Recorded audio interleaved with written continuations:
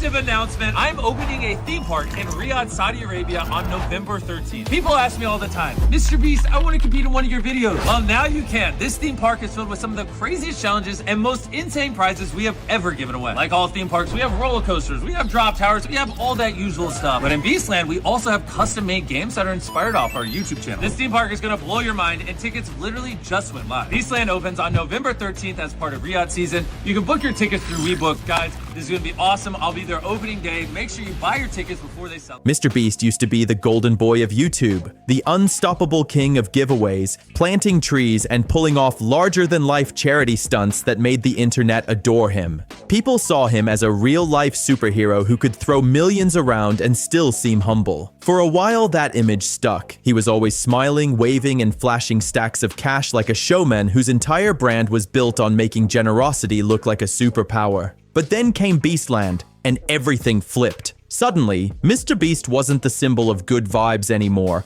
Instead, he stepped into a spotlight that didn't shine. It exposed him. Rather than looking ambitious or kind-hearted, he started to look corporate, disconnected, and honestly, kind of lost. Nothing screams, "I've completely forgotten what my fans care about," like announcing your next big fan project in one of the most restrictive, secretive countries on Earth. At first, Beastland seemed like the dream collaboration everyone was curious about. It had the signature MrBeast vibe, bright colors, massive props, and a setup that felt like it was pulled straight from one of his thumbnails. It almost looked like he decided to live inside his own YouTube channel. But the longer you looked, the more things started to crack. The shine faded, the colors dulled, and it stopped feeling like a magical fan paradise. Instead, it started to look like something else.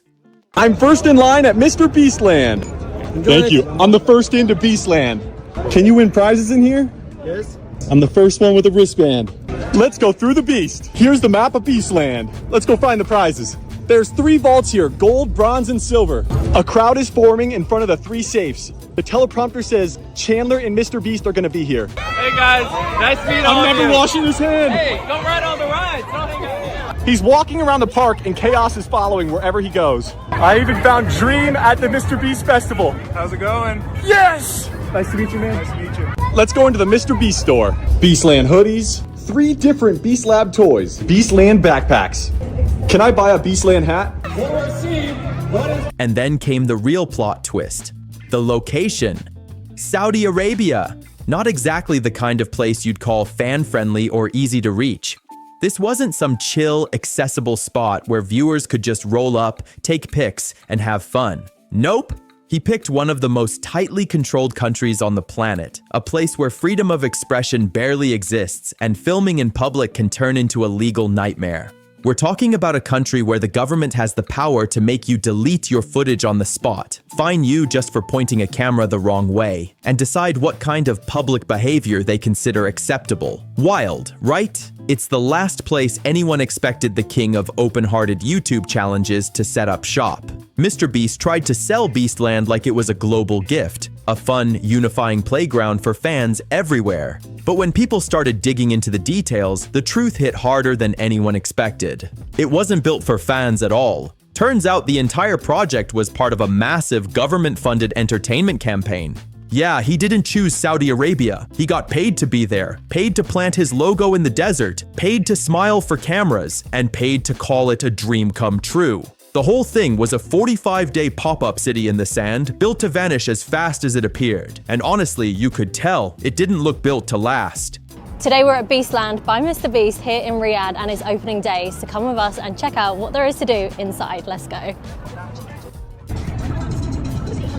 We're now inside Beastland and it looks absolutely incredible, and we've noticed that there is a countdown over here for some reason, so they're saying get to the stage. We need to go. We need to find out what's going on.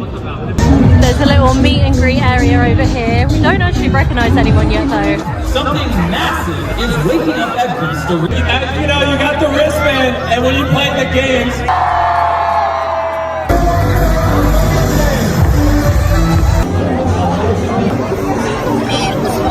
the barriers are open and we're following everyone. I don't know where to, but someone. So there's all the money. I can't remember what the top prize was, but there's about 300,000 riyals in one of these. So we headed through to the Beast Arena and there was so many different games that you could take part in. This one I was definitely not giving a go, the bungee jumping, but it was so much fun and you can buy a wristband with all the games included. Or if you simply just want to enter and enjoy Beastland in the whole experience, then it's only 25 SAR per person. They had so many merch shops around with all of the Feastables and limited edition merch, which was actually very affordable. As well as all the games that are inside Beast Arena, which are inspired by the show, there was also carnival games, rides, and so many food stalls. It was so much fun and just being here was such a good vibe. I definitely recommend checking it out before it ends in 45 days. Everything about Beastland looked temporary, like the world's priciest group project everyone forgot about the second it was done. But once fans spotted the park's terms and conditions, the vibe crashed hard. No pro cameras, no re-entry, guests automatically filmed, and rules so strict that one wrong video could get you fined or forced to delete your footage. Kinda wild that the most filmed guy on YouTube built a park in a place where filming the wrong thing could wreck your life. It made Beastland feel less like a fan event and more like a shiny cover-up for something corporate. Out of all the countries he could have chosen, he picked one known for censorship, tight control, and harsh labor conditions. And that's where things got darker. You can't build a theme park in the desert without tons of workers, and that region's history with worker treatment is rough. Reports of long hours, brutal heat, and low pay have followed similar projects for years. So people started asking, who built Beastland and under what conditions? We'll never know. Filming restrictions make sure of that. That's when MrBeast stopped looking like YouTube's good guy and started looking like a brand chasing deals. Beastland wasn't built for fans. It was a paid partnership, a pop-up playground built for hype, not heart. 45 days later, it vanished back into the sand, leaving nothing behind but bright lights, unanswered questions, and a fat paycheck. When we were talking about MrBeast's controversies, it's like, in a certain sense, now that he had them, they know that it doesn't really matter anymore. Like, of course, there are still worse things he could do. I think there are things that he could do that would, like, break down the empire. But I do think that these companies and these brands have realized over the past, like, 5 years in particular, that the longevity of the influencer does not depend on how bad the controversy gets. Like, I imagine that the lesson from Logan Paul, for example, was like, oh yeah, at a certain point after the Suicide Forest video, it seemed like Logan would never make money again. But the reality is that he makes exponentially more money now than he did before, during, or after that controversy. So it's like, in a weird way, I think that the brands almost push the creators more than the audience even pushes the creator. I think cancellation in general when it comes to these style of influencers is now a myth. I don't think an influencer outside of an extreme grooming or sexual assault scandal can't bump back from any sort of controversy at this point. You know, Trisha Paytas is doing better than she's ever done before. Jeffree Star is still thriving. Dr. Disrespect still exists. Oh, Guy Beam is just, he's doing photo shoots and thriving with his weird audience. Because you can't be really canceled anymore because you find all it takes is a weird niche audience that can fund your content for a really long time. You don't really need to go mainstream. You know, the Guy Beam, I'm not calling him the Doc, I refuse, is never going to hit that same level that he hit in the, pre-2020 TwitchCon era. He's now sort of cemented himself as an anti-cancel culture warrior. And the audience that's fallen for it is willing to give him enough that he can survive. Influencers don't need to be for everyone anymore. They can just sort of find their micro niche and thrive in a way that really didn't work just 5 years ago. What really made it worse was how MrBeast handled it. Or didn't. He ignored everything serious. The filming rules, the safety risks, the labor concerns, the moral questions, all of it. Instead, he kept pushing shiny promo clips and hype posts, as if pretending the problems didn't exist would make them vanish. But it didn't. It just made him look more disconnected than ever. People aren't seeing him as the same guy anymore. The once relatable hero who handed out stacks of cash just for fun now feels more like a CEO in sneakers.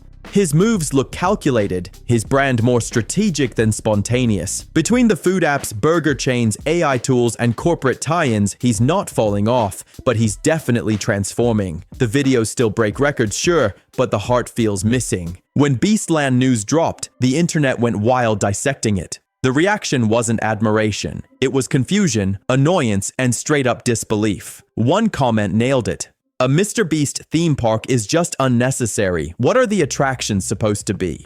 And honestly, no one had an answer beyond pure chaos. Another user joked, people are gonna expect him to show up and hand out millions, which, let's be real, is probably true. Someone else went darker, saying, the stories of abuse that come out of this will be horrible but expected. That one hit hard, because deep down, everyone knows it might not be far off. People online are already spotting red flags from miles away, and one sharp take summed it up perfectly. It's not even about ethics, it's just dumb. He's competing with Six Flags Cheetah, which has billion-dollar funding and record-breaking coasters. What's Beastland got? Facts. Cheetah is a massive government-backed project with top engineers.